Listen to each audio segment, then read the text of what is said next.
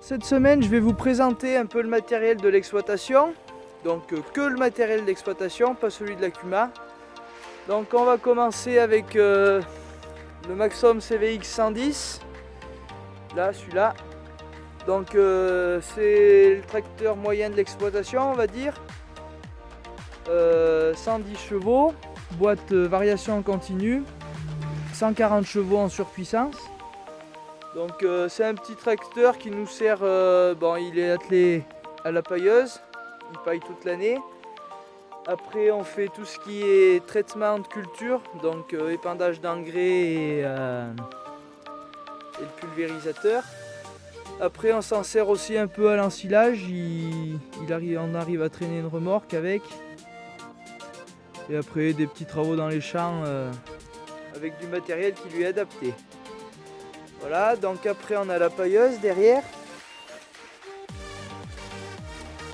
Donc pailleuse gentile PR 2000. Bon, elle est assez vieille, hein. On s'en sert tous les jours, on passe plus de 3 bottes de paille par jour avec. C'est une machine qui a plus de 10 ans et elle fonctionne très bien. Donc elle a un démêleur et une turbine. Et ça nous permet de pailler nos logettes depuis le couloir d'alimentation sans aller dans les aires de raclage. Donc c'est un gros avantage.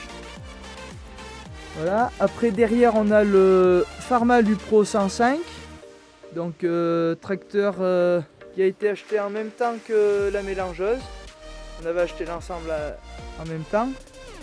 Donc ce tracteur il fait 105 chevaux. Le modèle Upro, c'est le modèle avec 4 rapports manuels et 4 rapports sous charge sur chaque vitesse manuelle. Donc voilà, ce tracteur il fait essentiellement la mélangeuse. Après on s'en sert un peu pendant la saison pour traîner l'enrubaneuse. Donc il enrubane avec. Et après pour tasser les silos, c'est un petit tracteur.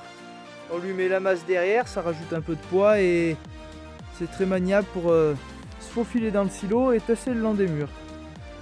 Voilà, après on a la mélangeuse. Donc c'est une mélangeuse de la marque JF.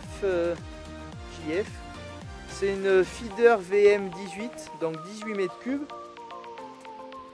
Avec ration totalement programmable, avec choix des aliments et voilà, après décompte pour chaque aliment avec boîtier en cabine.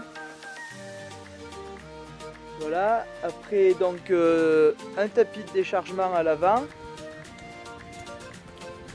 Après derrière on a une petite caméra pour se repérer pour reculer.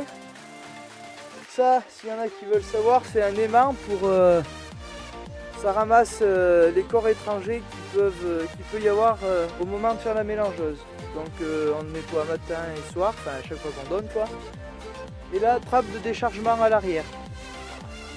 Voilà, donc tout ça, ça fera objet de vidéo au cours de l'année, hein, comme vous avez pu le comprendre je pense. Après là, ça c'est un outil qui va vous plaire je pense. C'est un valet de ferme, on appelle ça. Donc de la marque Weedman. C'est un petit... ça sert bien sur la ferme, une fois qu'on l'a, on le trouve indispensable. Donc Weedman modèle 1160. On peut porter 1,2 tonne avec et élever presque jusqu'à 3 mètres. Voilà, après c'est une boîte hydrostatique, hein, avancement à la pédale quoi. Avec une vitesse lente et une vitesse rapide. Et après ça, on s'en sert pour racler la stabulation et transporter des bottes sur l'exploit. Après voilà, on a un petit godet qui se met dessus pour donner la farine. Et c'est très très pratique. Voilà, bon, je vais vous faire voir un peu le matériel de plus près. Et après je vous fais voir tout ce qui est matériel de fenaison.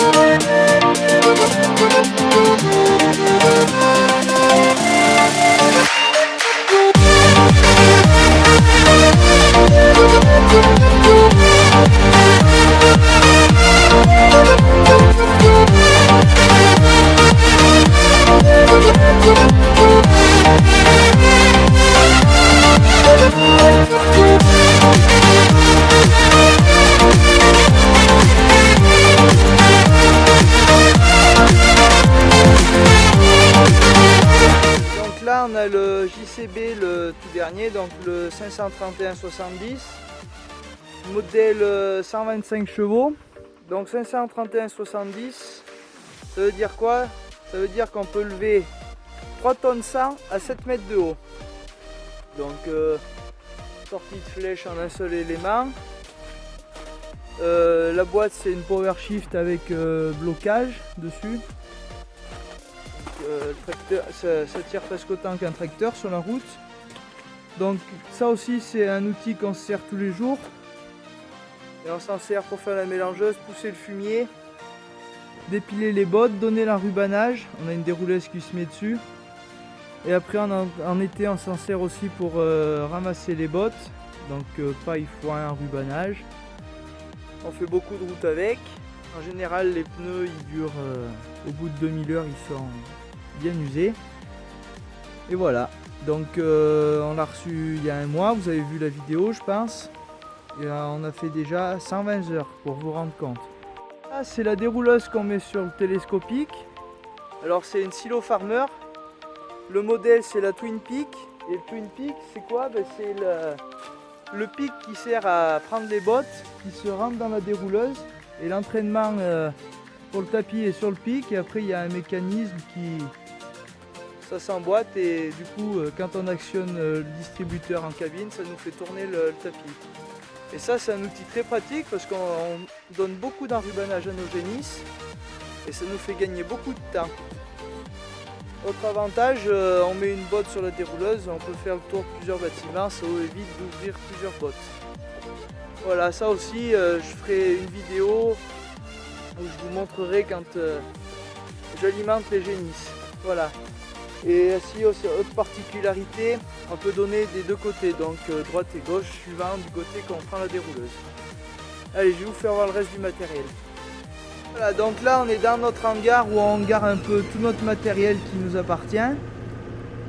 Donc là, on a le nouveau Roundballer qu'on a reçu dans l'hiver. Avant, je sais pas si vous vous souvenez, j'avais fait la vidéo avec c'était un CAZ, un RB 455. On l'a changé, on a pris un John Deere, c'est le modèle V451M. Donc il est tout équipé avec les couteaux, liage ficelle filet et on a aussi l'option liage plastique. On a les deux faucheuses, donc deux faucheuses Pottinger.